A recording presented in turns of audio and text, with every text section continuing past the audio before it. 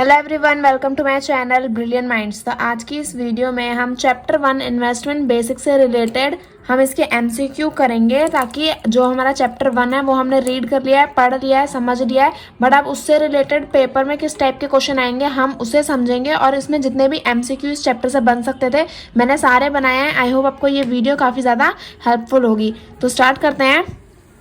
यहाँ पे क्वेश्चन 1 हमें दे रखा है, various option available for investment are. अगर आपको सारे एमसीक्यूज आते हैं तो बहुत अच्छी बात है, आपको अगर सारे आंसर्स आते हैं तो, बट अगर आपको कोई आंसर नहीं आता तो मैं आपको बता देती हूँ।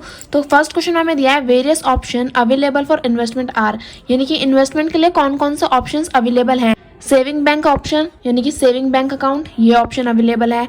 फिजिकल असेट, फिजिकल असेट में भी हम क्या कर सकते हैं, अपने इन्वेस्टमेंट कर सकते हैं। फाइनेंशियल असेट में भी हम क्या करते हैं, अपने इन्वेस्टमेंट करते हैं। और यहाँ पे लास्ट ऑप्शन दिया है ऑल ऑफ दी अबव, यानी कि इन सभी में क्या कर सकते हैं, हम इन्वेस्टमेंट कर सकते हैं। तो हाँ, इन सब में हम अपनी इन्वेस्टमेंट कर सकते हैं। तो इसका ऑप्शन हो जाएगा हमारा आंसर डी, यानी कि हम इन सभी में क्या कर सकते हैं, इन्वेस्टमेंट कर सकते हैं। तो डी इसका करेक्ट ऑप्शन है। सेकंड क्वेश्चन दिया है, what is an investment. Investment क्या होती है, unsaved money.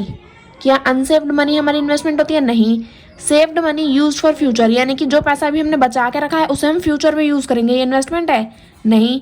Do not gate return, अपने पैसे पे हमें रिटर्न ही ना मिले, यानी कि अपने पैसा जो हमने इन्वेस्ट किया उस पर हमें कुछ फायदा ही ना मिले, तो ये इन्वेस्टमेंट है क्या? नहीं, ये तो हमारा लॉस है।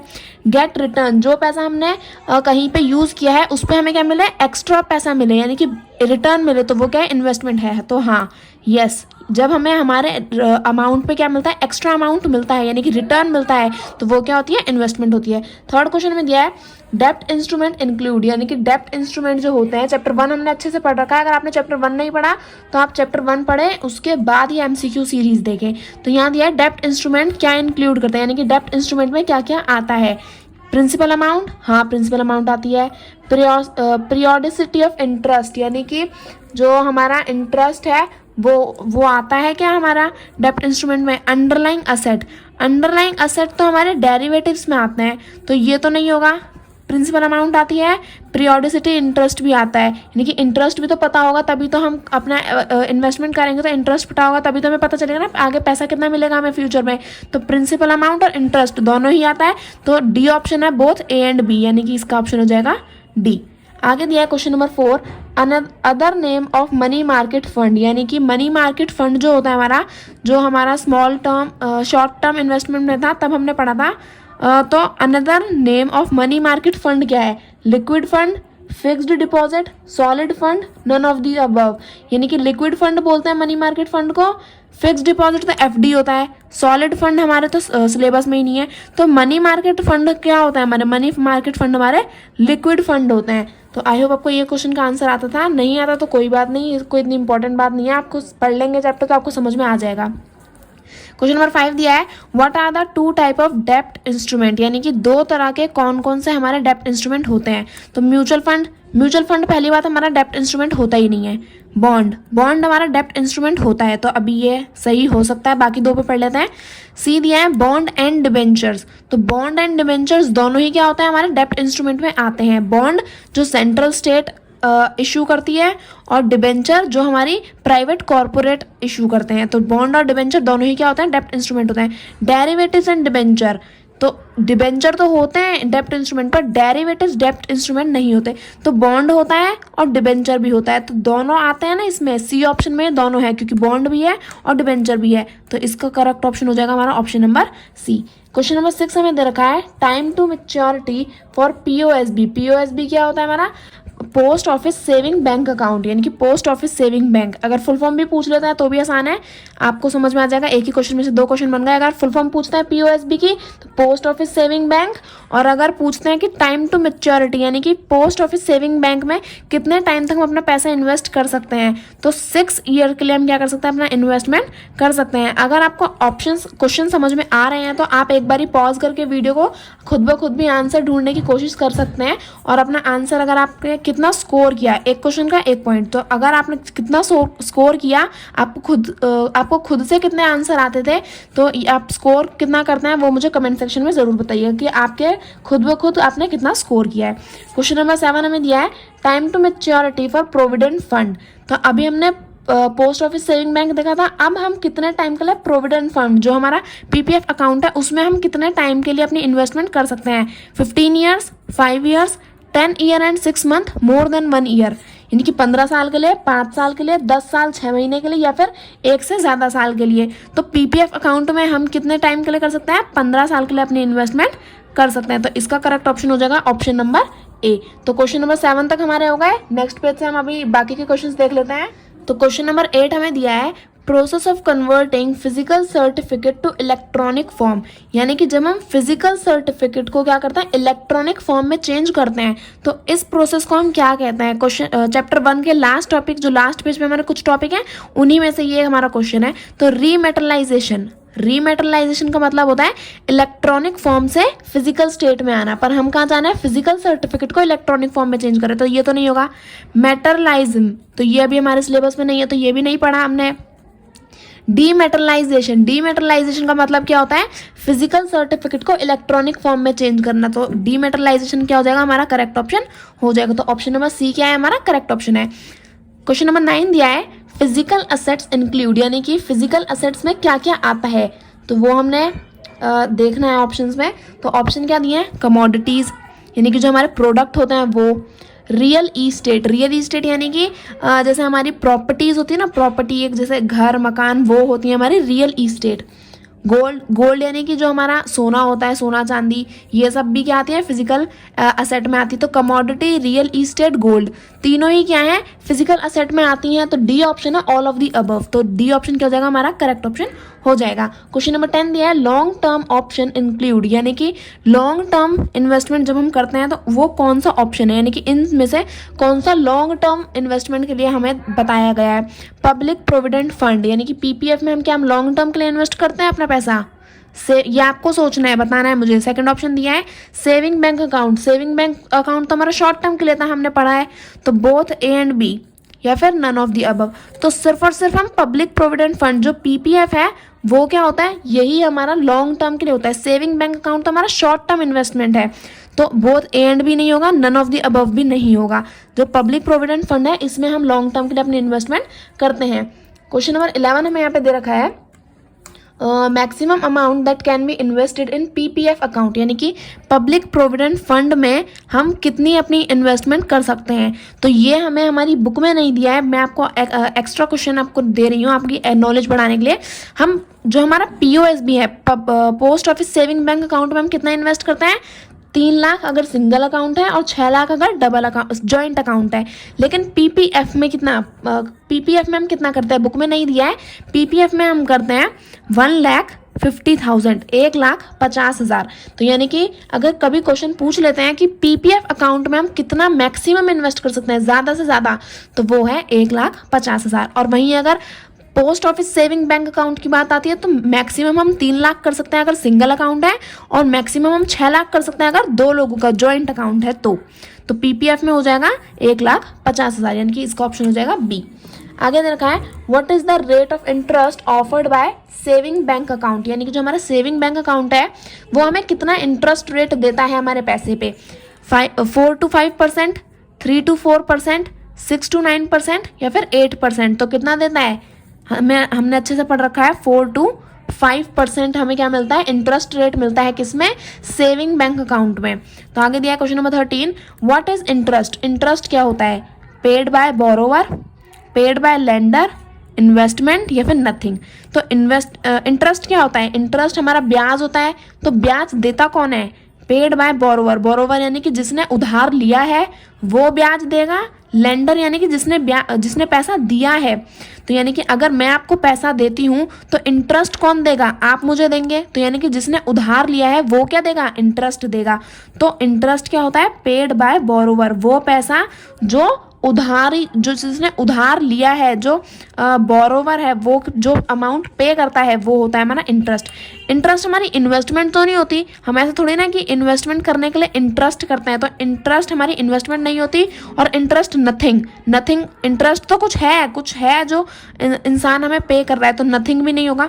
और इंटरेस्ट जो उधार दे रहा है, जो पैसा दे रहा है, वो थोड़ी ना अलग से इंटरेस्ट देगा। तो ऑप्शन बी भी गलत हो गया। तो ऑप्शन ए हमारा करेक्ट है कि जो उधार लेता है, जो वो पैसा जब एक टाइम पे वो हमारा पैसा वापस देगा, तो जो ब्याज वो हमें देगा, जो यानी कि जिसने पैसा उधार लिया है वो जो ब्याज देता है वही क्या होता है, हमारा इंटरेस्ट होता है। क्वेश्चन नंबर 14 हमें दिया है basket of security is known as, यानी कि बास्केट ऑफ सिक्योरिटी को हम क्या कहते हैं, डीमेटलाइजेशन। डीमेटलाइजेशन अभी हमने क्वेश्चन नंबर 8 में पढ़ा था कि जब फिजिकल सर्टिफिकेट से इलेक्ट्रॉनिक फॉर्म में अपने प्रोसेस यानी कि अपने सिक्योरिटीज को कन्वर्ट करते हैं तो वो डीमेटलाइजेशन होता है।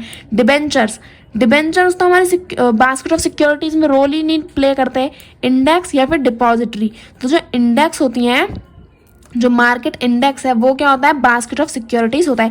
डिपॉजिटरी तो हमारा बैंक होता है जिसमें हम एक ऐसा बैंक जिसमें हम सिक्योरिटीज को डिपॉजिट करते हैं। डिबेंचर्स क्या होता है, डिबेंचर्स हमारे बॉन्ड्स और डेप्ट इंस्ट्रूमेंट वो होते हैं। और डीमेटलाइजेशन तो हमारा एक प्रोसेस होता है जिसमें हम फिजिकल सर्टिफिकेट को इलेक्ट्रॉनिक फॉर्म में चेंज करते हैं। आगे दिया है question number 15, which act define stock exchange. तो स्टॉक एक्सचेंज को कौन सा एक्ट डिफाइन करता है, तो बुक का ही क्वेश्चन है, तो अगर आपने बुक पढ़ी होगी तो आप आराम से बता देंगे। स्कारा 1956, FCRA 1932, सेबी 1992, ICA 1952। तो जो एक्ट स्टॉक एक्सचेंज को डिफाइन करता है वो है हमारा स्कारा 1956। ये बुक के बीच का क्वेश्चन है और काफ़ी बार पूछ भी लिया जाता है। तो ये 15 क्वेश्चन तक हमने हो गए हैं, टोटल 30 क्वेश्चन हम इस वीडियो में कंप्लीट करेंगे और हमारा इस वाली वीडियो को कंप्लीट करेंगे। तो आगे के क्वेश्चन हम नेक्स्ट पेज से स्टार्ट करते हैं। क्वेश्चन नंबर 16 हमें दे रखा है, टर्म यूज्ड फॉर डेप्ट instrument issue by central and state government is, यानी कि जो डेप्ट इंस्ट्रूमेंट है वो उन्हें हम जो डेप्ट इंस्ट्रूमेंट है वो जब सेंट्रल और स्टेट गवर्नमेंट इशू करती है तो हम उन्हें, तब उनका नाम क्या होता है, तब हम उन्हें क्या कहते हैं, डिबेंचर नहीं, बॉन्ड्स, हाँ, उन्हें जब सेंट्रल और स्टेट गवर्नमेंट इशू करती है तो वो हमारे बॉन्ड्स होते हैं। डेप्ट इंस्ट्रूमेंट, यहाँ तो डेप्ट इंस्ट्रूमेंट की बात हो रही है। डिबेंचर हम कब बोलते हैं, डिबेंचर हम तब बोलते हैं जब हमारी क्या हो, प्राइवेट कंपनी इशू करती है, तब हम डिबेंचर बोलते हैं। बट यहाँ पे जब सेंट्रल और स्टेट गवर्नमेंट इशू करती है तो वो हमारा बॉन्ड्स हो जाते हैं। तो नन ऑफ द अबव तो होगा नहीं, तो इसका आंसर हो गया बॉन्ड। क्वेश्चन नंबर 17 दिया है, what is a share. Share क्या होता है, पार्ट ऑफ कंपनी, तो हाँ, शेयर एक कंपनी का पार्ट होता है। Part of a stock exchange, stock exchange का शेयर जो है वो स्टॉक एक्सचेंज का पार्ट नहीं होता, तो बी ऑप्शन तो नहीं होगा। Part of a companies capital, तो अगर हम देखें तो शेयर कंपनी का ही पार्ट है और कंपनी में भी किसका पार्ट है, कंपनी की कैपिटल का पार्ट है। यानी कि कंपनी में जब हम इन्वेस्टमेंट करते हैं तो हम शेयर खरीदते हैं मतलब हम पैसा देते हैं। तो कंपनी को जब पैसा मिलेगा तो कंपनी की कैपिटल क्या होगी, रेज होगी। तो कंपनी का तो पार्ट है लेकिन कंपनी की कैपिटल का भी पार्ट है। तो ये हमें यहाँ पे सिर्फ आधी इंफॉर्मेशन दी है, यहाँ पे ऑप्शन सी में पूरी इंफॉर्मेशन दी है कि कंपनी की जो कैपिटल है उसका पार्ट है। तो ऑप्शन नंबर सी क्या हो जाएगा, हमारा करेक्ट ऑप्शन हो जाएगा। पार्ट ऑफ डेप्ट इंस्ट्रूमेंट, तो डेप्ट इंस्ट्रूमेंट का शेयर पार्ट नहीं होता है, शेयर कंपनी की कैपिटल का पार्ट होता है। क्वेश्चन नंबर 18 हमें दे रखा है, what is other name of share. तो शेयर के अलावा हम शेयर को और क्या बोलते हैं, यानी कि शेयर का दूसरा नाम क्या होता है। तो जैसे बारिश है, बारिश का दूसरा नाम क्या होता है, वर्षा। तो वैसे ही जो शेयर है, शेयर का दूसरा नाम क्या होगा, तो equities, bonds, mutual funds, all of the above. तो बॉन्ड्स शेयर थोड़ी होते हैं, शेयर और बॉन्ड्स में तो बहुत फर्क है। म्यूचुअल फंड्स भी हम शेयर को नहीं बोलते हैं, तो ऑल ऑफ द अबव तो ऑप्शन गलत हो गया। तो इक्विटीज जो है, हमारे शेयर्स का दूसरा नाम क्या होता है, शेयर का दूसरा नाम होता है इक्विटीज। अगर आपको किसी क्वेश्चन का आंसर नहीं आता है तो आप ये देखो कि उसके ऑप्शन क्या क्या हैं। अगर उसके ऑप्शन जो सही है वो अगर आपको नहीं पता तो आप ये ढूंढो कि उसके ऑप्शन गलत कौन कौन से हैं। देखो अभी बॉन्ड्स भी नहीं होता, म्यूचुअल फंड्स भी नहीं होता, ऑल ऑफ द अबव तो वैसे ही गलत हो गया। तो अगर ये दोनों गलत हैं तो ऑल ऑफ द अबव तो होगा ही नहीं, तो ये भी गलत हो गया। तीनों गलत हो गए तो मतलब एक तो सही होगा ही होगा। तो इसलिए अगर आपको अगर किसी क्वेश्चन का आंसर नहीं आता है तो उसके जो ऑप्शन है उसमें से एलिमिनेट करना शुरू करो कि कौन कौन सा गलत हो सकता है, तो आपका आंसर खुद ब खुद आपको मिल जाएगा। क्वेश्चन नंबर 19 हमें यहाँ पे दे रखा है, minimum investment period for FD, यानी कि एफडी का मिनिमम इन्वेस्टमेंट पीरियड, सबसे कम टाइम जब हम क्या कर सकते हैं, इन्वेस्टमेंट कर सकते हैं सबसे कम टाइम के लिए। तो 15 डेज, 6 मंथ 2 डेज, 30 डेज या फिर 180 डेज। तो सबसे कम टाइम के लिए हम इन्वेस्टमेंट कब करते हैं एफडी में, 30 डेज के लिए। ये हमारी बुक का ही क्वेश्चन है। 30 डेज, ये सारे क्वेश्चन हमारी बुक से ही लिए गए हैं। तो 30 डेज क्या आता है, हमारा मिनिमम पीरियड है कि हम एफडी कर सकते हैं, इससे कम और नहीं, यानी कि 30 दिन से कम के लिए हम इन्वेस्टमेंट नहीं कर सकते एफडी में। क्वेश्चन नंबर 20 हमें दे रखा है यहाँ पे, what is the full form of NSC. NSC की फुल फॉर्म क्या है, नेशनल स्टॉक एक्सपोर्ट, तो नहीं, ये तो नहीं है। नेशनल शेयर एक्सचेंज, नहीं, सॉरी नेशनल नहीं, नेशन, नेशन शेयर एक्सचेंज, नहीं, ये भी गलत है। नेशनल स्टॉक एक्सपर्ट, ये भी गलत है। तो फुल फॉर्म तो हमारी बुक में ही है, ये तो हमें आराम से पता चल जाएगा। नेशनल स्टॉक एक्सचेंज, हाँ ये क्या है, हमारा करेक्ट आंसर है। तो एनएससी की फुल फॉर्म होती है नेशनल स्टॉक एक्सचेंज। आगे हमें क्वेश्चन दिया 21, व्हाट इज इन्फ्लेशन। इन्फ्लेशन का मतलब क्या है, इन्फ्लेशन को हिंदी में हम बोलते हैं महंगाई। तो ऑप्शन देख लेते हैं, कॉस्ट ऑफ लिविंग डिक्रीजेज, यानी कि कॉस्ट ऑफ लिविंग यानी कि डिक्रीजेज का मतलब होता है कि जो जिस टाइम पे हम जी रहे हैं, जिस तरह से हम जी रहे हैं, वो क्या हो, वो डिक्रीज होता है, यानी कि सारी चीज़ें क्या हो जाए, सस्ती हो जाए, सारी चीज़ों की कॉस्ट क्या हो जाए, कम हो जाए। तो वो महंगाई का मतलब होता है सारी चीज़ों के प्राइस बढ़ना। और यहाँ दे रखा है कि सारी चीज़ों के प्राइस क्या होना, डिक्रीज होना, यानी कि कम होना। तो ये तो ऑप्शन गलत है। कॉस्ट ऑफ लिविंग इंक्रीजेज, हाँ ये हमारा करेक्ट ऑप्शन है कि जब हमारा क्या हो, जो हमारा जीने का जिस तरह से हम जी रहे हैं अभी, उसमें सारी चीज़ों की कॉस्ट क्या हो जाए, वो इंक्रीज हो जाए। तो ये क्या होता है, इन्फ्लेशन होता है। बाकी और ऑप्शन भी पढ़ लेते हैं। सी ऑप्शन दे रखा है, cost of living remains same, यानी कि इन्फ्लेशन यानी कि महंगाई यानी कि चीज़ों के दाम बढ़ेंगे। यहाँ दिया है कि चीज़ों के दाम जो है, कॉस्ट ऑफ लिविंग जो है वो क्या रहेगी, सेम रहेगी। तो आज से 10 साल पहले, यानी कि आज से 10 साल पहले 1 लाख रुपए बहुत बड़ी अमाउंट थी, आज भी बड़ी अमाउंट है। बट ऐसा नहीं है कि जितनी अमाउंट, जैसे आज से 10 साल पहले 100 रुपये बहुत ज़्यादा हुआ करते थे, ऐसा लगता था 100 रुपये में तो बहुत कुछ आ जाएगा। लेकिन आज वही 100 रुपये क्या है, 10 साल बाद वो 100 रुपये बहुत ही कम चीज़ हो गई। या तो 100 का पत्ता कहाँ चला जाता है पता भी नहीं चलता।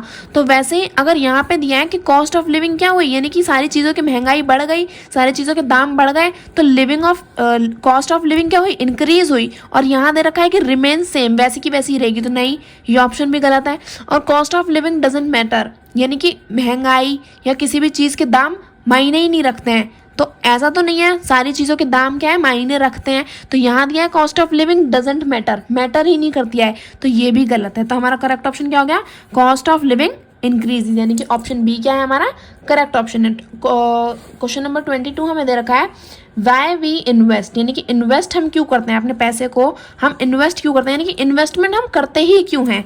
टू जनरेट स्पेसिफिक अमाउंट, यानी कि जो हमारा पैसा है उसे आगे जाके क्या करना, एक ज़्यादा अमाउंट बनाना उससे, यानी कि अगर आज 2000 रुपये है तो आगे चल के उसके 4000 बनाना, 10,000 बनाना, 50,000 बनाना। तो यानी कि इन फ्यूचर क्या करना, उसके एक स्पेसिफिक अमाउंट उस पर जनरेट करना। तो ये इन्वेस्टमेंट है, यस ये इन्वेस्टमेंट है। टू अर्न रिटर्न, यानी कि जो भी हमारा पैसा है उस पर क्या करना, रिटर्न अर्न करना, यानी कि उस पर एक्स्ट्रा पैसा कमाना। तो ये क्या इन्वेस्टमेंट है, हाँ ये भी इन्वेस्टमेंट है। तो पैसा आगे जाके मिल रहा है, ज़्यादा मिल रहा है, तो मतलब इन्वेस्टमेंट हो रही है।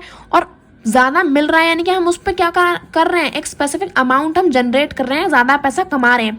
तो ये दोनों ही ऑप्शन क्या है, करेक्ट है। तो सी ऑप्शन है बोथ ए एंड बी, तो हाँ बोथ ए एंड बी। और डी है नन ऑफ द अबव, तो नहीं ये दोनों सही है, तो यानी कि C both A and B क्या है हमारा करेक्ट ऑप्शन है। क्वेश्चन नंबर 23 दिया है, फाइनेंशियल असेट इंक्लूड, यानी कि फाइनेंशियल असेट में क्या क्या आता है। तो जो हमारे फिजिकल असेट थे वो हमने देख लिए, अब देखते हैं फाइनेंशियल असेट में क्या क्या आता है। तो रियल इस्टेट तो नहीं आता। रियल इस्टेट यानी कि जो हमारी प्रॉपर्टीज होती है वो सब, तो वो फाइनेंशियल में थोड़ी ना आती हैं। म्यूचुअल फंड, हाँ म्यूचुअल फंड हमारा क्या है, फाइनेंशियल असेट में आता है, क्योंकि ये क्या सिक्योरिटीज से रिलेटेड है। और सी ऑप्शन दिया है सिक्योरिटीज मार्केट, ये हमारे बुक में ही है। अगर आपने बुक रीड करी है तो आप इजीली सारे क्वेश्चन सॉल्व कर लेंगे। तो सिक्योरिटी मार्केट, तो हाँ सिक्योरिटी मार्केट में ही क्या है हमारा फाइनेंशियल एसेट, हमारे सिक्योरिटी मार्केट से ही रिलेटेड है। और डी ऑप्शन दिया है हमारा बोथ बी एंड सी, तो बी हाँ म्यूचुअल फंड भी करेक्ट है और सिक्योरिटी मार्केट भी करेक्ट है, यानी कि जो हमारा ऑप्शन नंबर डी है वो हो जाएगा हमारा करेक्ट ऑप्शन। रियल इस्टेट हमारा फिजिकल असेट में आता है, फाइनेंशियल असेट में नहीं आता। तो 23 क्वेश्चन हो गए, बाकी के बचे हुए 7 क्वेश्चन हम नेक्स्ट पेज पे स्टार्ट करेंगे। तो यहाँ पे हमें दे रखा है question number 24, full form of DP. DP की फुल फॉर्म क्या होती है, depository participant, Delhi police, depository part, none of the above. तो डीपी की फुल फॉर्म दिल्ली पुलिस, कभी कभार हम बोल देते हैं डीपी, जिससे हम क्या समझ लेते हैं, दिल्ली पुलिस समझ लेते हैं। लेकिन हमारा जब हम फाइनेंशियल मार्केट मैनेजमेंट पढ़ रहे हैं तो इसमें दिल्ली पुलिस का तो कुछ रोल ही नहीं है, तो डीपी की फुल फॉर्म दिल्ली पुलिस होगी, तो ये तो बहुत ही गलत ऑप्शन है। तो डीपी की फुल फॉर्म क्या होती है, डिपॉजिटरी पार्टिसिपेंट। तो ऑप्शन नंबर ए क्या है हमारा, करेक्ट ऑप्शन है। तो हमारी डीपी की फुल फॉर्म क्या हो गई, डीपी की फुल फॉर्म हो गई डिपॉजिटरी पार्टिसिपेंट। अगर आपको फुल फॉर्म याद है तो आप आंख बंद करके भी करेक्ट ऑप्शन को टिक कर सकते हैं। तो फुल फॉर्म में हमें कुछ इतना समझने की जरूरत नहीं है। क्वेश्चन नंबर 25 हमें क्या दिया है, interest rate paid by company fix deposit, यानी कि जो हमारा कंपनी के साथ जब हम फिक्स डिपॉजिट करते हैं, एफडी करते हैं, तो कंपनी जो है वो हमें कितना इंटरेस्ट रेट पे करती है। 8%, नहीं 6%, हाँ 6% करती है। अभी से ऑप्शन में रखते हैं, इसमें थोड़ा सा डाउट है, अभी से ऑप्शन में रखते हैं सी 6 to 9%। हाँ 6% करती है, बट जरूरी नहीं है, उसका फिक्स्ड नहीं है कि वो 6% ही करेगी। 6 to 9% के बीच में क्या रहता है, और इंटरेस्ट रेट वेरी करता है, यानी कि 6% भी हो सकता है, बट जरूरी नहीं है कि 6 ही होगा। 6 से लेकर 9 तक के बीच में वेरी करता है। 6 भी हो सकता है, 7 भी हो सकता है, 8 भी हो सकता है, 9 भी हो सकता है। तो जो कंपनी फिक्स डिपॉजिट है वो कितना इंटरेस्ट रेट पे करती है, 6 to 9%, यानी कि ऑप्शन नंबर सी जो है वो क्या हमारा करेक्ट आंसर है। तो क्वेश्चन नंबर 26 पे पढ़ते हैं। यहाँ हमें दे रखा है व्हेन टू स्टार्ट इन्वेस्टिंग, यानी कि इन्वेस्टमेंट हमें कब स्टार्ट करनी चाहिए, early, late, after 2 year, never. यानी कि अर्ली यानी कि जितना जल्दी हो सके, अगर हमारे पास अमाउंट है, अगर हमारे पास रिसोर्सेज हैं तो हमें इन्वेस्टमेंट कर देनी चाहिए। लेट यानी कि अभी नहीं, बाद में करेंगे। सी ऑप्शन दिया है आफ्टर 2 ईयर, क्यों, आफ्टर 2 साल के बाद क्या कुछ शुभ मुहूर्त आएगा जो हम इन्वेस्टमेंट करेंगे। ये डी दिया है नेवर, कभी इन्वेस्टमेंट ही मत करो। तो अगर हमारा पूरा चैप्टर इन्वेस्टमेंट बेसिस पे इन्वेस्टमेंट बेसिस पे ही बेस्ड है, तो इन्वेस्टमेंट तो हम करेंगे, तो नेवर ऑप्शन गलत हो गया। आफ्टर 2 ईयर्स यानी कि कोई शुभ मुहूर्त तो आएगा नहीं, जो 2 साल के बाद ही आएगा तो हम इन्वेस्टमेंट करेंगे, तो ये ऑप्शन भी गलत हो गया। लेट करने से फायदा क्या है, इन्वेस्टमेंट अगर हमें करनी है तो हमें अर्ली करनी चाहिए। अगर हमारे पास रिसोर्सेज हैं तो हमें अर्ली अपनी क्या करनी चाहिए, इन्वेस्टमेंट करनी चाहिए। तो लेट, ये आफ्टर 2 ईयर और नेवर के ऑप्शन क्या हो गए, गलत हो गए। क्वेश्चन नंबर 27 हमें दे रखा है how long we can invest in bonds, यानी कि बॉन्ड्स की जो मैच्योरिटी डेट है, यानी कि कितने समय तक हम बॉन्ड्स में क्या कर सकते हैं, इन्वेस्ट कर सकते हैं। ये क्वेश्चन बुक में नहीं है, बट मैं आपको इसका आंसर बता रही हूँ। इसका आंसर है 30 ईयर, यानी कि 30 साल तक हम क्या कर सकते हैं, बॉन्ड में अपना पैसा इन्वेस्ट कर सकते हैं। तो क्वेश्चन नंबर 27 भी हमारा कंप्लीट हो गया। क्वेश्चन नंबर 28 हमें दे रखा है what is the full form of SCRA, स्कारा, यानी कि हमारी फुल फॉर्म क्या है। तो फुल फॉर्म अगर याद है तो आप इजीली बता देंगे, security contract regulation act, security complete regulate action, securities act, all of the above. तो ये भी गलत है, ये भी गलत है, तो ऑल ऑफ द अबव तो वैसे ही गलत हो गया। तो स्कारा की फुल फॉर्म क्या है, security contract regulation act. Depositories like, question number 29 है हमारा, डिपॉजिटरीज लाइक, डिपॉजिटरी किसकी तरह होती है, bank, park, school, stock exchange. यहाँ पार्क और स्कूल तो अभी हम जान ही रहे हैं, तो ये दोनों ऑप्शन तो हो गए पहले ही गलत। अब बचता है बैंक और स्टॉक एक्सचेंज। तो स्टॉक एक्सचेंज क्या है, हमारा डिपॉजिटरी क्या होती है, डिपॉजिटरी एक ऐसी चीज़ है जिसमें हम क्या करते हैं, अपनी सिक्योरिटीज़ को डिपॉजिट करते हैं। डिपॉजिट यानी कि उसमें इन्वेस्ट, मतलब अपने सेव करते हैं, इन्वेस्ट नहीं करते, सेव रखते हैं। तो बैंक में क्या होता है, बैंक में भी हम यही करते हैं, अपने पैसे को बैंक में जाकर डिपॉजिट करते हैं अपने पैसे को, ताकि हमारा पैसा बैंक में क्या रहे, सेव रहे। तो डिपॉजिटरी किसकी तरह है, बैंक की तरह हुई ना। बैंक में हम अपना पैसा डिपॉजिट करते हैं, डिपॉजिटरी में अपनी सिक्योरिटीज डिपॉजिट करते हैं। तो बैंक और डिपॉजिटरी क्या हो गई, आपस में एक जैसी हो गई। तो स्टॉक एक्सचेंज वाला ऑप्शन क्या हो गया, हमारा गलत हो गया। लास्ट क्वेश्चन हमारा क्वेश्चन नंबर 30 क्या दे रखा है, factors that influence interest rate, यानी कि इंटरेस्ट रेट कौन कौन से फैक्टर्स से इन्फ्लुएंस होता है, यानी कि कौन कौन सी चीज़ें हैं जो इंटरेस्ट रेट को इन्फ्लुएंस करती हैं। तो इन्फ्लेशन रेट, महंगाई दर, डिमांड फॉर मनी। चैप्टर 1 में मैंने इन चारों पॉइंट्स को अच्छे से समझा रखा है। अगर आपने चैप्टर 1 नहीं देखा तो पहले चैप्टर 1 देखें, उसके बाद ये आपका एक टेस्ट ही है, उसके बाद ही आप इस टेस्ट को कंप्लीट करें। तो inflation rate, demand for money, supply of money, level of government borrowing. तो ये चारों पॉइंट हमारी बुक में हैं, यानी कि ये चारों क्या हैं, इंटरेस्ट रेट को इन्फ्लुएंस करते हैं। तो यहाँ पे देख लेते हैं, यहाँ दिया है फर्स्ट, सेकेंड एंड फोर्थ। तो चारों ही क्या करते हैं, इंटरेस्ट रेट को इन्फ्लुएंस करते हैं। तो यहाँ दिया है फर्स्ट, सेकंड एंड फोर्थ, यानी कि यहाँ बोला कि पहला, दूसरा और चौथा ही इन्फ्लुएंस करता है, नहीं थर्ड जो ऑप्शन है हमारा सप्लाई ऑफ मनी भी इंटरेस्ट रेट को इन्फ्लुएंस करती है। सेकंड ऑप्शन दिया है ऑल ऑफ दीज, तो जब चारों इन्फ्लुएंस करते हैं तो जो हमारा सेकंड ऑप्शन है वो क्या हो जाएगा, करेक्ट हो जाएगा, यानी कि चारों ही क्या करते हैं, इंटरेस्ट रेट को इन्फ्लुएंस करती हैं। तो इसी के साथ जो हमारी MCQs है वो सारे कंप्लीट हो गए हैं। अब आप मुझे कमेंट सेक्शन में ज़रूर बताइएगा कि आपके कितने क्वेश्चन आपको आते थे और आपने अपनी तरफ से कितना स्कोर किया। आई होप आपको सारे क्वेश्चन अच्छे से समझ में आ गए होंगे। वीडियो अच्छी लगे तो प्लीज़ वीडियो को लाइक करें and subscribe my channel for more videos.